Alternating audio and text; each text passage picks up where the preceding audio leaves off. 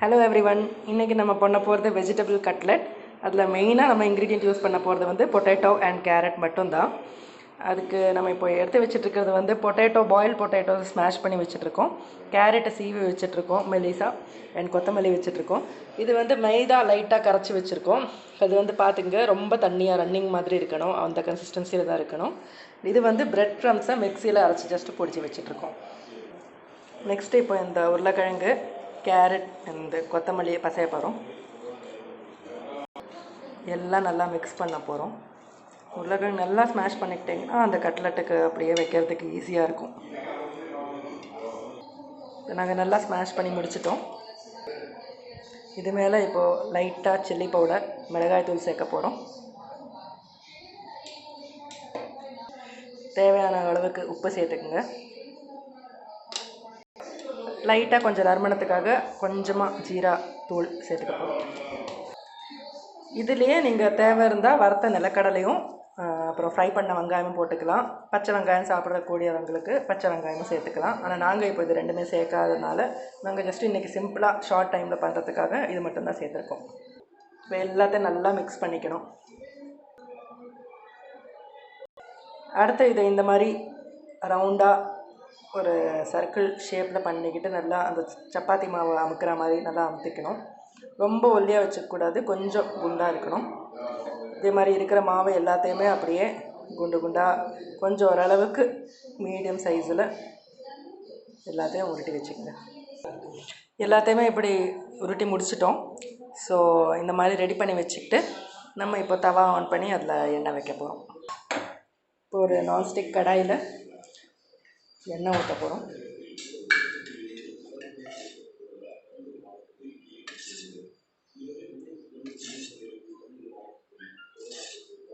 அது நல்லா ஃப்ரை ஆகிற அளவுக்கு எண்ணெய் ஊற்றினா போகிறோம். அது முங்குற அளவுக்கு எண்ணெய் ஊற்ற வேண்டாம். நம்ம டீப் ஃப்ரையும் பண்ணிக்கலாம், ஷாலோ ஃப்ரையும் பண்ணிக்கலாம். எந்த மாதிரி உங்களுக்கு வசதியோ அந்த மாதிரி செஞ்சுக்கலாம். இப்போ இதை பார்த்தீங்கன்னா இப்போ நம்ம இந்த உருட்டி வச்சுருக்கிற அந்த பொட்டேட்டோ கேரட் மிக்ஸை இந்த மைதா மாவு கன்சிஸ்டன்சி பார்த்தீங்கன்னா தெரியும், அந்த அளவு கன்சிஸ்டன்சி இருக்கிற ரன்னிங் வாட்டர் மாதிரி.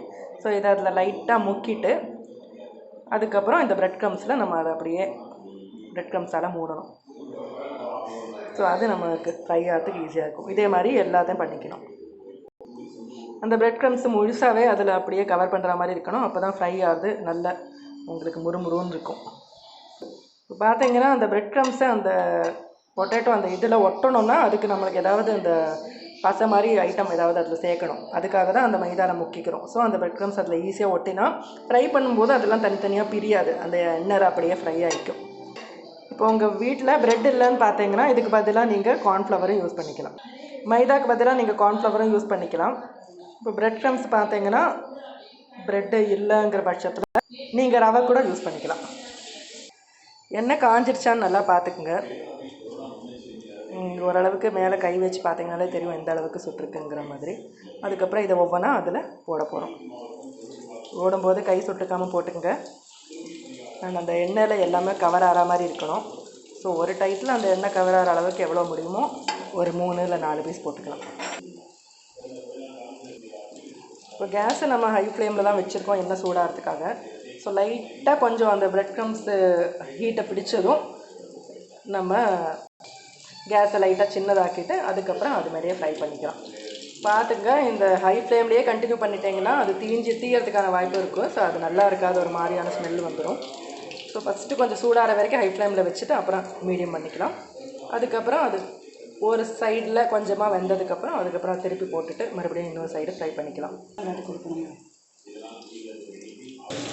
இப்போ இதுலேருந்து ஒரு சவுண்டு வரும், அதுலேயே உங்களுக்கு தெரியும் அது எந்த அளவுக்கு ஃப்ரை ஆகுதுன்னு சொல்லி அந்த எண்ணெயில். ஸோ ஒரு சைடில் நாங்கள் திருப்பிட்டோம், ஒரு சைடு கொஞ்சம் நல்லா ஃப்ரை ஆகிருந்தது அதனால திருப்பிட்டோம். இப்போ அடுத்த சைடு கொஞ்சம் வச்சதுக்கப்புறம் மறுபடியும் திருப்பிடுவோம். இப்போ பார்த்தீங்கன்னா நம்ம கட்லட் ரெடி ஆகிடுச்சு.